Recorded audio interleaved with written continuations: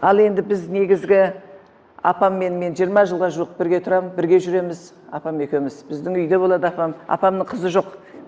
Апамның жалғыз ұлы бар. Апам негізі Қызылорданың тумасы, кіші жүздің әлімдері. Апамның ата-аналары баяғы Ақтабан шұбырынды кезінде бабаларым кәпірге құл болғанша мұсылманға құл болайын деп ел асып, ауған асып кеткен екенді. Сояқта апам дүниеге келген. 5 жасынан білім алған. О кезде Афганистанның заңы 12 жасында күйеуге шыққан. Бір отбасында 2-3 әйел болған. Қазір Құдайға шүкір бізде жақсы ғой, бір еркекке еге бола алмай жатырмыз. Апам 3 әйел бір еркекке болған ғой. Өмір тәрбиелеген апамды, дайындаған. Осында бір әдемі неге. Апам Құранды жаттаған адам. Қазір апама Құран қызмет жасайды. Апаммен бірнеше уақыт неде болдық, Мәдинада болдық, Меккеде болдық. Сосын апам айтты, бұны Қазақстанда жерін көрсем, қазақтың елін көрсем қандай екен деп. Соныменен біз апамды біраз жерді аралаттық қаланы. Арман Бердалин деген жігіт бар қазақта, жақсы ақын жігіт. Сол айтты, апам мен бар батасын алайын апамның деп. Сосын келе ғой айналайын деп сөйтсек, апа мен өзім алғанда не болады, еліме келсін апам. Елімен нұрын шашып кетсін. Келіп ел батасынасын апамды қонақып шақырдық деп. Сонымен бүкіл Көкшетауға. Сөйтіп біраз солтүстіктің бәрін аралатты сол Арманжан.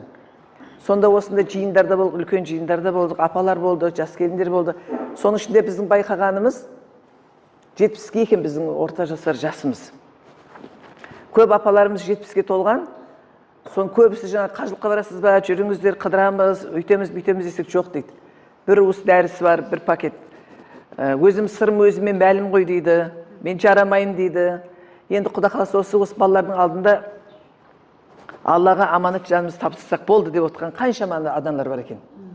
Ал енді сол нәрсеге үйге келгесін ойландырып, біз енді білім алып жүргеннен кейін ғалымдардан сұрап іздестірсек, көп ғалымдардың шығармасында Алла Тағала әйелге 70-ге келгенде даналық береді екен.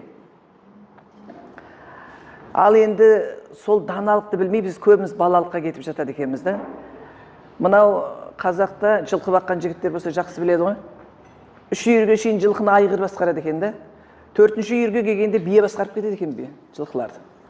Сол сияқты бізде де мықты азаматтың артында ең мықты анасы болған, не болмаса мықты келіншегі болған да. Сондай қазақ екенбіз біз.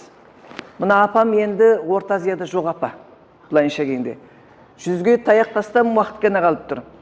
Бірақ апам өткенде сол қажылықтан келгеннен кейін қатты ауырып қалды. Сонда менің таң қалғаным, менің шалым жылайды да, жаңа жылай жіберді ғой. Апаны 18 қажылық умра жасатты, 8. 15 мешіт Алматыда қатым түсірді апаның денсаулығына. Сонда анау Астанада Қанат имам звондайды да, Құралай апай қараңызшы, Алланың тағдыры халықтың кәләмінде екен ғой дейді. Алла халыққа керек болды, апам тастап кетті дейді. Сондай апамыз бұл, сіздерде Алла сездіріп құрметтеп жатсыздар, келіп жатсыздар, көріп жатсыздар. Бұның барлығы шынымен Алланыкі. Сіздердің жүректеріңізге салды, Алла Тағала келдіңіздер. Біреулеріңіз әке-шешеңіз, шешелеріңіз көргенде жылап жатсыздар. Бұл апа сіздерге Құдайды есіне түсіріп жатыр ғой. Құдайды еске түсіріп жатыр. Апам Құранды жаттап, Құранмен жүретін адам. Айтып жатырмын ғой, 15 жылдан астам апаммен біргемін. Апаға қыз болғанмын. Апаны көбі біздің үйде жүреді. Сонда мен байқаймын да апамның тақуалығы, әшейін болып қалады біз оның қасында ше. Намаз оқығанда дәрет алғаны, дәреттен алып дірілдеп жай намазға отырғаны.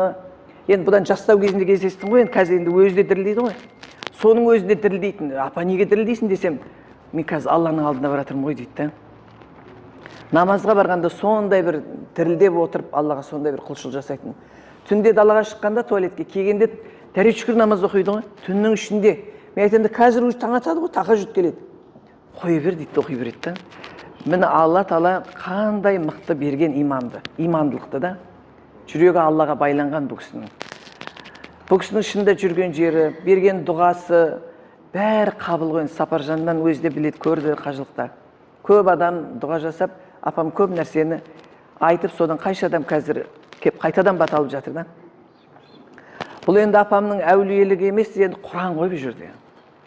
Құранды жаттап, Құранға қызмет жасады, енді апама Құран қызмет жасап жатыр да. Бүкіл халық былай алып жүр ғой. Бүкіл неге қажылыққа барғанда да Қырғызстанның бас муфтиі келіп, мен 3 күн болды осы апаны таппай жүргеніме дейді да. Сөйтіп кеп құшақтап, аяғын құшақтап жатыр да. Мен енді көрдім апаны деп. Әйтеуір бір түсінде көрдім ойбай деп біреу келіп жатады. Ойбай сіз мен түсімді бата беріп жатсыз деп біреулер келеді. Соның барлығы бекер емес та. Сондықтан да біз осы апаны алып жүріп, мынандай ой болды бізде, Қарекең екеумізде. Ай, мынау апа сияқты апалар неге дайындамасқа? 70-тен кейін өліңдер деген бұйрық келген жоқ қалада негізінде. Біздің ниетімізге де байланысты шығар сол нәрсе. Деген ойменен апамды алып жүріп, елге аралатып жүргеніміз, біреулер бүйтіп ойлауы мүмкін. Мына апаның өкпесін сүртіп өлтіре ме, мыналар қайға апарады деп. Ондай да адамдар бар да. Бір адамдар машаллах деп қуанып қалады. Біз үшін бәрібір бірақ барған жерде апамның нұры қалсын деген біздегі мақсатта. Өйткені Алла Тағала дайындады да бұл кісіні осындай жағдайға. Сонда шетелге апарды, ояқта туылды.